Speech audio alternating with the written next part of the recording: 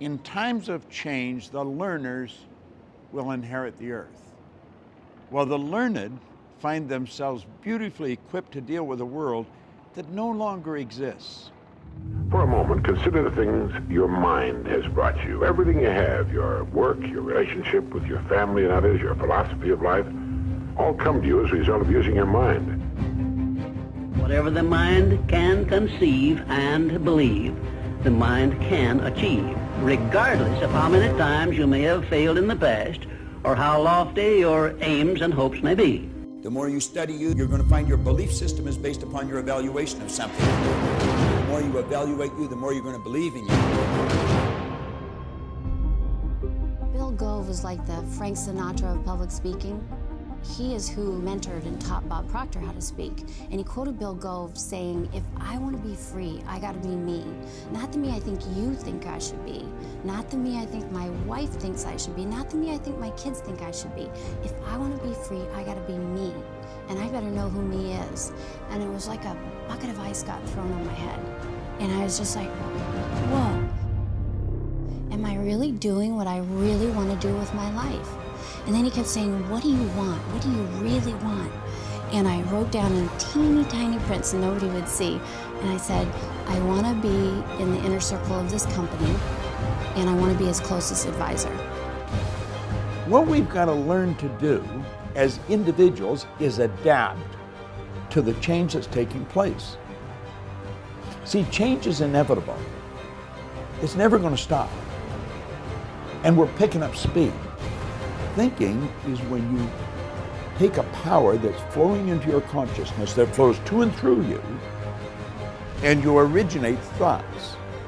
And you put the thoughts together and you create an idea. And if you can create an idea, if you can see something in your mind, you can hold it in your hand. And I don't care whether you're 80 or 18. It makes no difference. The illiterate of the 21st century are not going to be the people who cannot read and write. They're going to be the people who cannot learn, unlearn, and relearn. Now think about that for a moment. Do you know, you and I are being controlled, virtually controlled by paradigms. I see a paradigm as being a mental program that has almost exclusive control over our habitual behavior. And I want you to think of this. Almost all of our behavior is habitual. There's such phenomenal opportunity for the person who really understands themselves, who understands how their paradigm was formed and how that paradigm can be changed. And without that knowledge, the opportunity is just going to go right past them. A friend invited me to a leadership seminar, and I didn't even ask anything about it. I didn't know the details. It was in Vancouver, Washington. I said, sure, I'll go.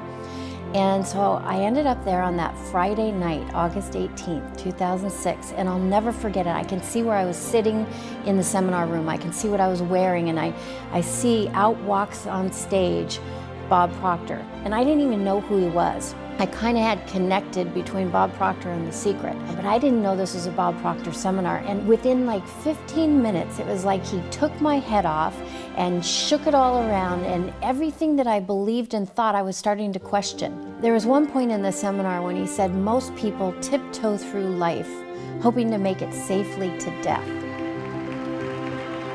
I believe if we're really going to enjoy the change that's taking place in the world that we're a part of, we're going to have to start to understand what makes us tick. We're going to have to understand how the paradigm was formed, how the paradigm can be changed, and how it's literally controlling our life. When we do understand that, then we're in control of ourselves. We're living the way we really want to live. We've knocked down all the walls. There's no limitations. The sky is actually the limit.